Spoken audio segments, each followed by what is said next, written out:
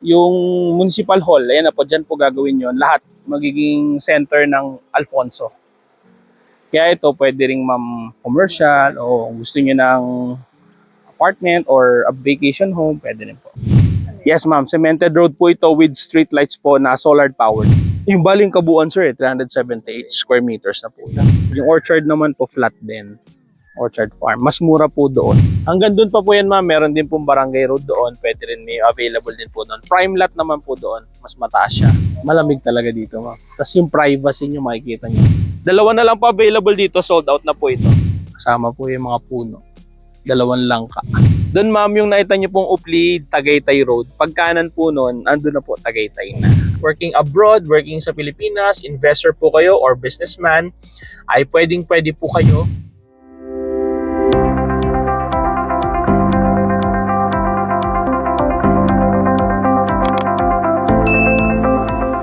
Great day, my dear fellow investor. This is Jexa Por Santos, the Millennial Property Investor. So today po, it is May 1, it's Friday. So mag-a-assist po tayo ngayon ng ating client from Quezon City. And papunta pa lang po sila. So while we're waiting, nag-early lunch po kami ngayon. It's already 11:20 in the morning. Together, I am with Shana and our staff, Kate. So sasamahan po nila tayo sa pag-assist ng client po natin. Our client, Ma'am Len, sasamahan po natin. I-assist po natin sila sa kanilang tripping together with her family. So, samahan niyo po kami. Ngayon, nandito po tayo sa Tagaytay. Ito po yung flyover ng Tagaytay. Dito tayo nag-lunch. Pabalik na po tayo. Galing na po tayo kanina doon sa Serene Farm and Pristine Farm. So, after si ma'am kasi po MS, before 12 makakarating. So, nag-early lunch muna po tayo para later po hindi tayo magutom.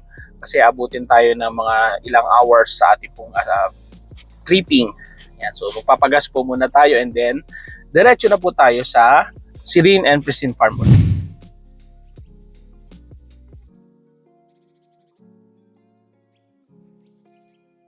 Dito na po tayo ngayon. Kakarating lang po natin. Dito po sa Serene Farm. Yan. Bumaba na po si Kate and si Shana, kanyang anak. Hintayin na lang po natin dito yung client. So, galing pa po kasi siya ng Quezon City. Then, dyan na po sila banda sa Silang. And siguro mga approximately mga 30 minutes. No? Nandito na po yan sila. Ma'am, okay lang nag-video lang kami ma'am for tripping lang? Or ayaw nyo na, pwede itago yung mukha nyo ma'am? Sige po. Bala ito po ma'am, sold na to. Ang available na lang po dito ay 4 na benta po last 2 days ago, yung dalawa. So, dalawa lang po available dito. Yun po ma'am, yung road. Starting from doon po sa road. Yes ma'am, cemented road po ito with street lights po na solar powered. Pwede rin tayo pumasok ma'am. Then after po doon, punta tayo kay Pristine. Po, nagpapagawa na po siya. Yes, ma'am. Para siyang resort po, opo. I think swimming pool po yung dito banda sa harapan. Tapos rooms po yung doon. Meron ka ng ano yan? Opo, isinend ko na rin po dun sa... nandun naman po yun.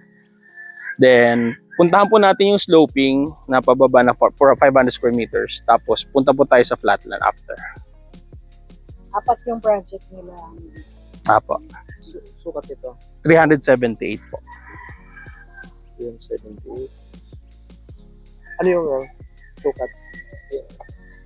Yung baling kabuuan sir, 378 square meters na po yun. Saan ba yun? Dito lang sir. Ito po yung mohon niya, yung kulay blue na yan, hanggang dun po sa kalsada. Yun po sa may barrier. Yan. Inside pa po. So, ito meron na yan. May-ari na po ito lahat. Sold out na po ito.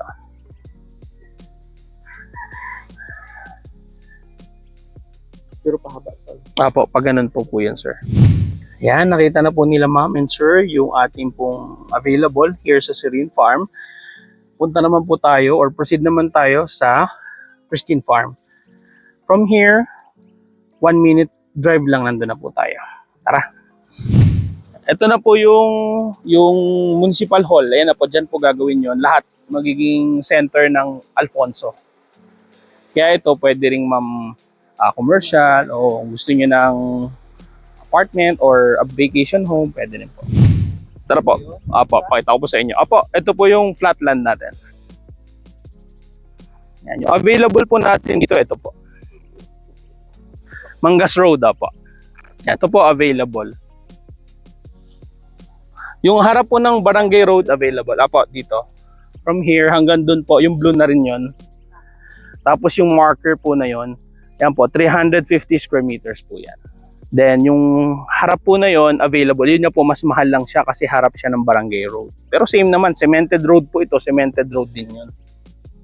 Ito naman, dati ng road, di ba? Apo, cemented po ito, ma'am. Tapos na po tayo na i-check yung pristine nila, sir. Ngayon naman po, ang pupuntahan natin is Orchard Farm. So, i-check din po nila, ma'am. Gusto nila din yung mga may mapuno. Dito po kasi kay pristine, kung makikita nyo po, flat na siya, wala nang masyadong trees. Yan. So, yung gusto daw po nila, ma'am, is yung medyo mapuno.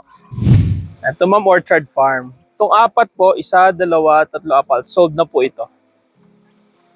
Hanggang doon pa po yan, ma'am. Meron din pong Barangay Road doon. Pwede rin may available din po doon. Prime lot naman po doon. Mas mataas siya. Ito, ma'am, available. 400 square meters to, ma'am. Ito kasi sold na yan hanggang doon eh. So, from here. Apo, yun po yung una-unahan, ma'am. Ito yung start nito. Pangatlo na to. Pangatlo to, ma'am. Apo. Ito hanggang dito po. Ito, mas mababa talaga to, ma'am. 400 na. Apo, nagtatanggal sila. Naglilinis, ma'am. 400 po ito, ma'am. Ito, yung kagaya kanina, medyo malamig pa. Malamig talaga dito, ma'am. Tapos yung privacy nyo, makikita nyo. Very, Ito paliit. very private po. And yung stick na yun, ma'am, yun po yung pinaka-marker. Blue. Parang anong lot, ano nito? Lot number. Lot number nito, ma'am. Ito pala, no, nabenta na rin pala, ma'am, yung isa, yung... No, ma'am. Ito po kasi lot 19. 19, 21, 20, odd number po, even number yon. Yung isa man pala, 25 na benta doon from there. Lot 25. 19. Apo, ito ma'am lahat, 6 pala yung nabenta, dalawa. So bali 6, pang 7 po yun. 2 na lang po available dito, sold out na po ito. Ano na lang available? 350 sir, at saka 479 po. Apo, ayan. Kasama po yung mga puno. 2 langka.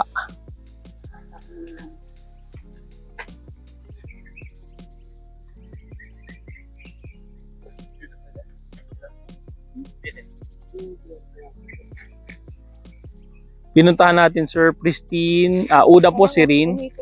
Pristine tsaka Orchard po yung isa. Orchard. Doon, ma'am, yung nakita nyo pong Uplid, Tagaytay Road. Pagkanan po nun, andun na po Tagaytay na. Yun po yung sinasabi ko, ma'am, Esplendido. Cafe Roo. Yan, yung mga sikat na... tayo lapalabas. Apo, pwede po kang lumabas doon. Para makapag... punta po kayong Tagaytay.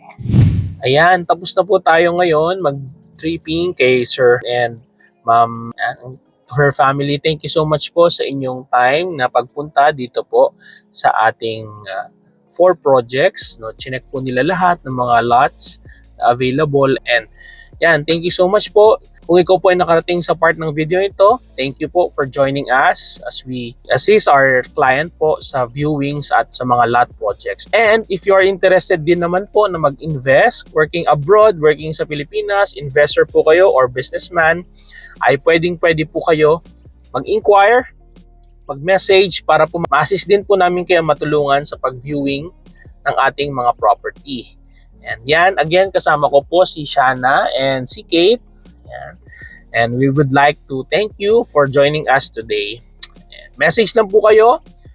Again, this is Jex Sopor Santos together with my wife, Jazz Castillo Sopor Santos, and we are the Millennial Property Investor, your real estate guide since 2014. Ang ahente na may puso. God bless you po.